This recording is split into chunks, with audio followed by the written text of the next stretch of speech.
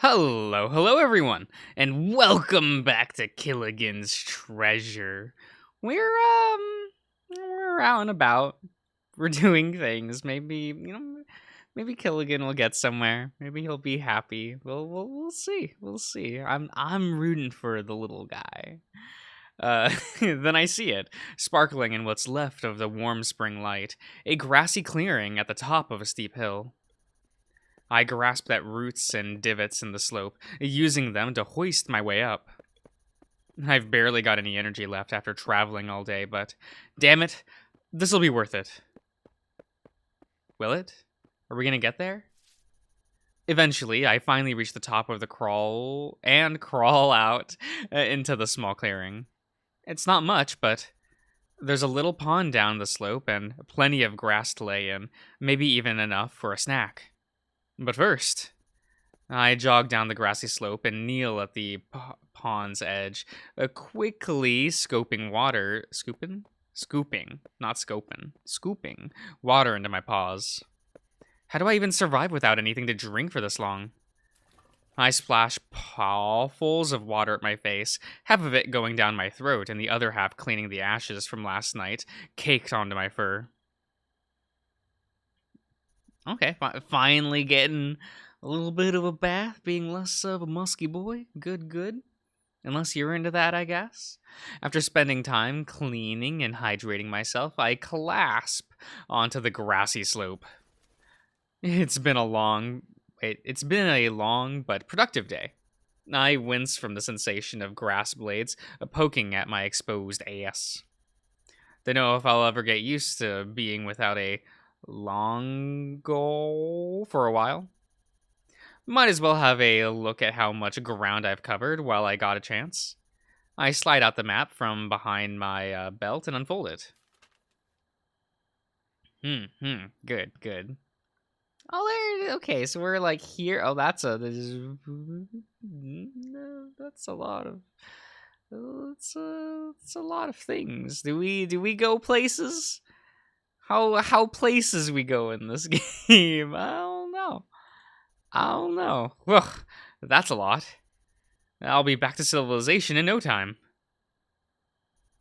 I breathe a sigh of relief and gray gaze up at the stars as I stuff my map back behind my belt. I bet Ma and Pa would be proud to see how far I got in just one day.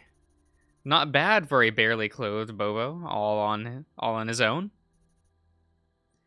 Not bad at all.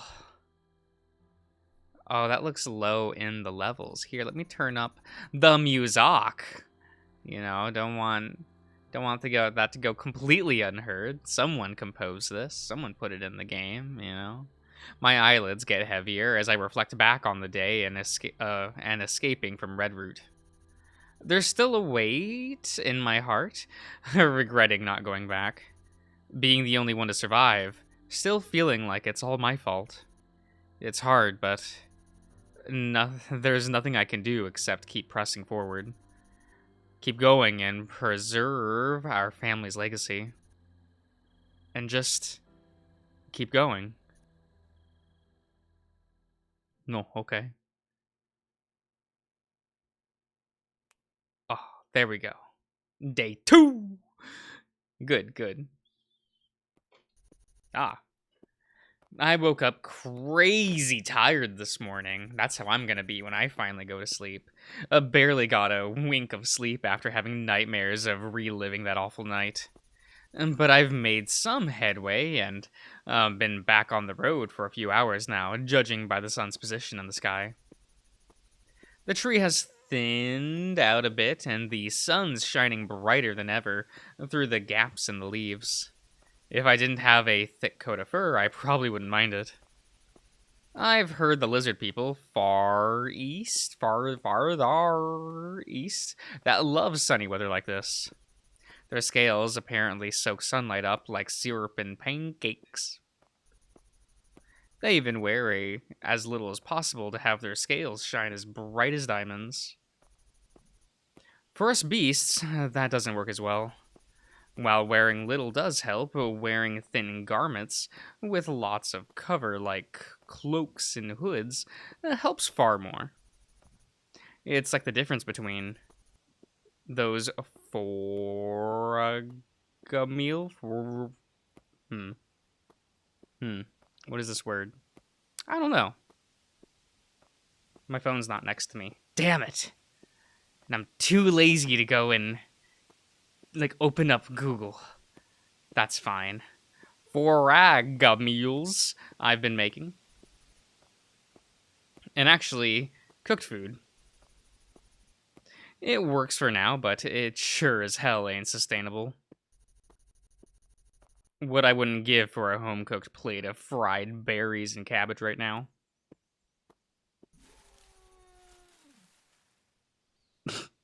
Okay. My daydreaming is interrupted by loud rustling in a nearby shrub. It sounds like something whimpering. Maybe an injured animal. Oh. Battle stance, crouched. We do it. Against my better judgment, I cautiously creep towards the source of the noise. Maybe it's something I can... eh, eh, eh. Our clothes are gone. This is a little lad. Okay. Something leapt out of the shrub and lashed at me. No, I'm not really hurt, but, my armor's in pieces. Yo, calm down. No reason to be like that. What the hell is that? Some kind of transformed creature? It's glowing and snarling uncontrollably. Now, that's uncalled for. Shit. It's coming back for more. Eh, eh, eh, eh. Talk to it. Okay. Oh, is that too loud in the levels? Here, let me change a couple things. That's fine. That's fine. Come on, little guy. Let's just calm down and let me go on my way. Eh. Ah, the creature lunges at me again. Ah. No. I don't think talking is gonna do any good. Okay, well, gonna take a bit more. Wait, gonna take a bit more to fight back. Okay, we'll punch you. We'll punch the doggo. I wind up a big ol' wallop. And socked it to him. It's roaring back for another lunge. Here it comes. That fucker's a speedy little bastard. Is this its health? Our health? I don't exactly understand this UI, but that's fine. That's fine, eh? We'll finish it off. Cool. Wind up for a big ol' wallop. But it completely whiffs. It's rearing back for a lunge. Here it comes. Okay, managed to sidestep it before it got too close. Well, let's punch you. Big ol' wallop. There we go. There we go. I think it's out cold. One of those blows must have been the clincher. What the hell is that thing? It looks nothing like a normal animal or even an echo. Maybe more like a mix of both? I gotta get out of here before it wakes up. I don't have a whole lot of protection left. I scoop up the torn parts of my armor and sprint down the road, trying my best not to look back. We do be a little naked now, you know. I run till I'm out of breath, at least half a dozen hills away from that thing. It's dusk now, the sun's almost below the trees. Was I running for that long? I take a breather against a log not far off the road. It's nowhere near as good, nowhere near as good, the clearing from last night, but it'll be fine for tonight. Let's have a look at what got shredded with the fading sunlight I have left. I mean, everything kind of went, didn't it? I'm stepping on shit. Whoops. I could probably fix these up, but I've only got enough time to salvage materials to repair one. Which piece do we want? I mean, I guess the adventurer's armor. You know? I guess. But protection's gonna be an important part of the journey. I should fix up what's gonna protect the majority of my body. I can live without lower body protection for now. And not like there's anyone out here anyway. Good, good. Oh, this ain't too bad, really. And nothing a little makeshift sewing with my claws and some sticks can't fix.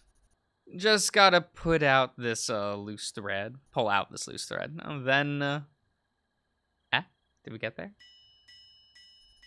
Yeah, easy fixin'. Today was a lot more eventful than yesterday was. Main thing boggling my mind is wondering what kind of fucked up magic caused that poor creature to look like that. They looked kind of neat. I wish there was something I could have done for it, but I ain't blessed in the magical arts. Ma would have known what to do. I remember when I was little, she'd let me try out lots of the enchanted scrolls she made, even though a lot of them nearly destroyed the shop. One time, Pa came home from the market and found all the armor pieces he had on display floating up against the ceiling. He panicked, of course. We all had to tie all his spare ingots to them just to weigh them back down to their displays. Those were the days. Oh? I should take a look at the map again, now that I've made another day's worth of progress. Oh, we're almost to another little thingy, I think. Well, let's see here. Wait, has the trail not moved at all? No, there's a little bit more than before, I think. But why didn't I make as much progress as I did yesterday? I think back to when Pa gave me the map. Back then, there was a tiny sliver of a trail leading out of Redroot. Then I was too depressed to even get out of bed. That was when, okay, yeah. So there's a few days there I wasn't checking the map. Before last night, I hadn't really checked it at all. There's only been one road to follow, so it's been pretty hard to get lost. So that means the trail must lead a little further ahead of where I actually am than I first thought. I think. This is giving me a headache. No wonder us beasts are better suited for hard labor. Either way, I really should start checking the map more often. I guess the road's ahead gonna be longer than I thought. But I gotta keep pressing onward. My thoughts drift off as I surrender to sleep, with thoughts of someday finding my own purpose and having a family to call my own again. Oh, okay. These days are zooming. We're at third. You know, it do be this way. Another day, another scavenged forage meal? Forage meal? I think I got there. I think we got there. I think there's a few better ingredients in this patch, at least. Let's have a look at what we got here. Right, we have, like, actual thingies. What is all this? Where's the mushrooms? These aren't marigolds. This is moss. We got, let's grab you. It's another healthy looking fern. It's got a plain taste, but it's still plenty filling. I pluck a few of the larger, fuller fern leaves. Good, good. I don't know what this is. This gourd? Can't say I've seen a wild gourd before. Bet it's real deep in the wilderness to come upon one of these. Couldn't hurt to throw squash into the mix. Let's get some flowers. Here's a little patch of lilacs. That's a flower, right? Lilacs? I think I've heard of those before. These have a fragrant but bitter flavor to them. I'll grab a good bushel of these. That's about all the ingredients I can carry. They're starting to spill out of my arms. As for mixing it, I think I'll just do the same as before. Hey, should be fine to grind it all up in my pauldron. You still have one? I guess we didn't fix it, right? I guess that's part of the armor. I don't know. The gourd enriches the hell out of the forage meal. I feel even more nourished than I did this morning, almost like I just had a home-cooked meal. What is that stat? These are just symbols. I don't know what any of this means. Before I get some sleep, I ought to fix up my gear that broke the other day. I'm pretty sure I scrounged up enough to repair another piece. What piece do we want to do? We got some boots. Let's get some boots. You know, we're walking around. We want to make sure our feetsies are good. I'll fix up my boots now. I'm still gonna be walking around a lot, so it makes sense to give my ankles ample protection. Plus, I think I've got just enough here to fix these boots. If I pull these bits of pine straw through here, then... Yay! That should do it. Now to finally get some shut-eye. Oh my god, we are... 4! Alright. What is this, like 3 days and 1 part? Like, bruh. Okay. I guess we should...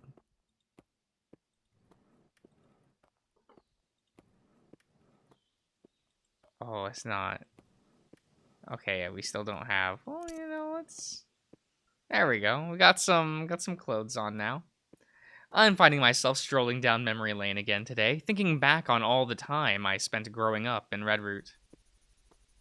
The sun's not too bad today. Look at this smile! He's so proud of himself for waking up this morning. Good for him. The sun's not too bad today, with it even being a little overcast, a lot like how the weather generally was up till what happened a week ago now. I remember the day after Ma died. It started storming for weeks.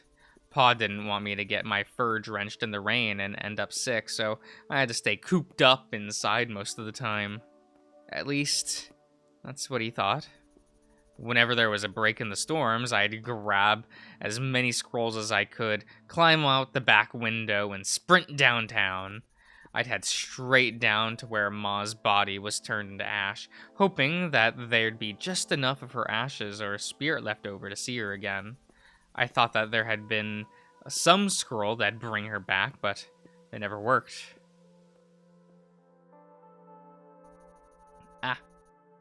Over time, a cloaked figure caught me out there trying to raise the dead. He told me, "There's no bringing her back. What's done is done, and what's past can't be unpassed. She's moved on. You should too."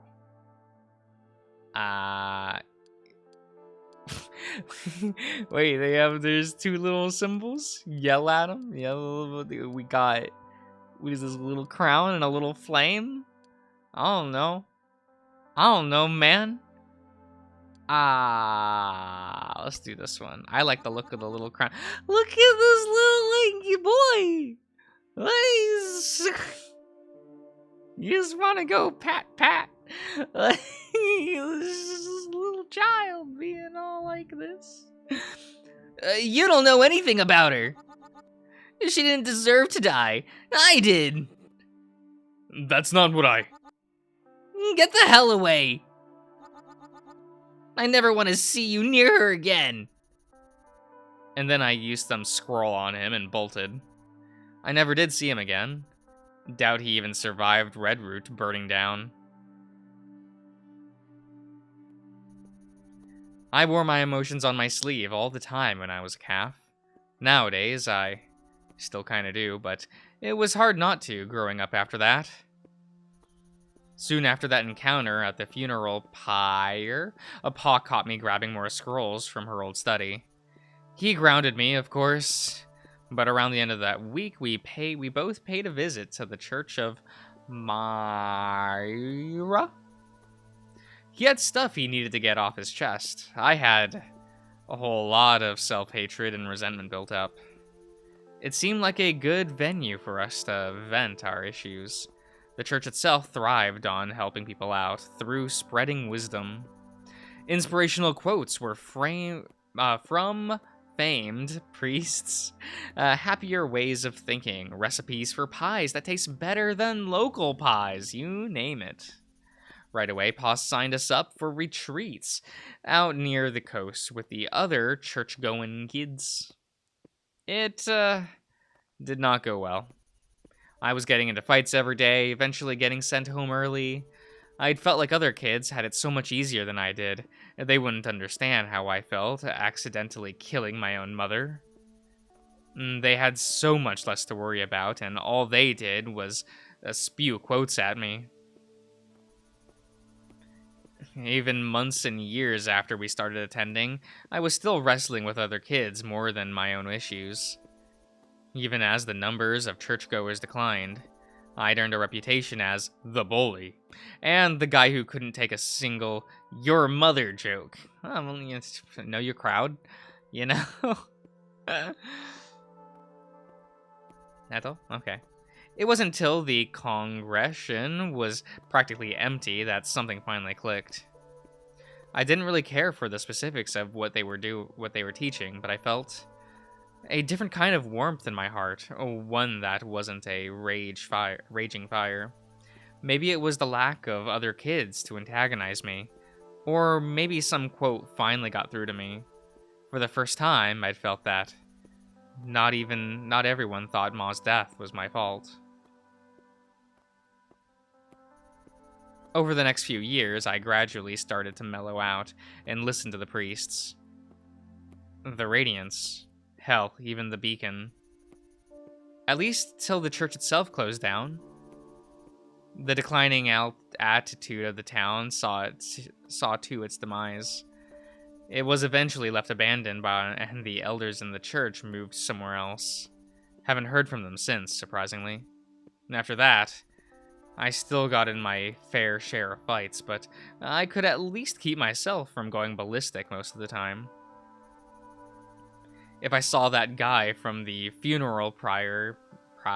Yes, again today, though, I think I'd...